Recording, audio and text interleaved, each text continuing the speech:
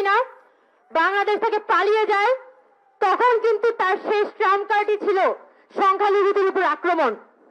সে দেখাতে চায় যে বাংলাদেশে আসলে একটা ইসলামী বিপ্লব হয়েছে এবং বাংলাদেশের মুসলমানরা যত এখানে হিন্দুরা আছে তাদের সবাইকে এখন বিপদে ফেলবে, তাদের কোনো নিরাপত্তা বাংলাদেশে নাই। আর এই পুরো প্লটটা নির্মাণ করেছে ভারত। ভারতীয় মিডিয়া 5 আগস্টের পর থেকেই যেভাবে বাংলাদেশের সংখ্যালঘু প্রশ্নটাকে সামনে এনে উঠে পড়ে লেগেছে, সেই ধরনের কিছুই বাংলাদেশে হয়নি।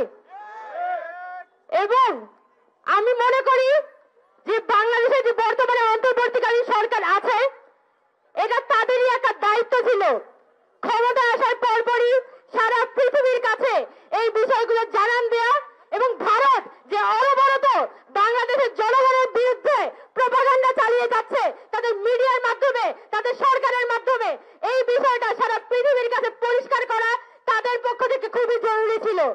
কিন্তু সরকার তারা কিন্তু একটা দুর্বল অবস্থান দেখিয়েছিল, তারা বারবার ভারতকে ছাড় দিতে চাচ্ছিল। এখনো পর্যন্ত আওয়ামী লীগের যারা দেশের মধ্যে রয়ে গেছে তাদের কোনো ধরনের বিচার হয় নাই, এখনো পর্যন্ত তাদেরকে গ্রেফতার করা হয় নাই। যদি আজকে তাদেরকে গ্রেফতার করা হইতো তাহলে আজমও নাসিরের লোক কিভাবে করে ইস্কনের পিছনে কলকাঠি নাড়ে, তাদের তো এখন জেলখানায় থাকার কথা ছিল।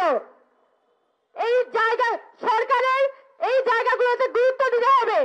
আমি বাংলাদেশে কিন্তু সংখ্যালঘু প্রশ্ন অত্যন্ত সেন্সিটিভ একটা কোশ্চেন এবং এইটাকে কেন্দ্র করেই কিন্তু আওয়ামী লীগ খেলতে চায়।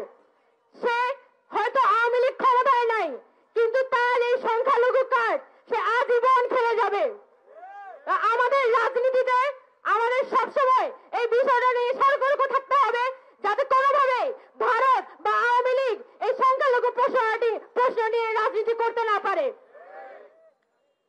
তো এই জায়গা থেকে গতকালকে যে হামলাটি হয়েছিল, গতকালকে যেভাবে করে ইসকনের পক্ষ থেকে এখানে গায়ে পড়ে এখানে হামলা করা হয়, গায়ে পড়ে এখানে ঝগড়া লাগানোর মতো, ওই যে থাকে না গ্রাম বাংলায় মানে ঘরের ভিতরে গিয়ে ঝগড়া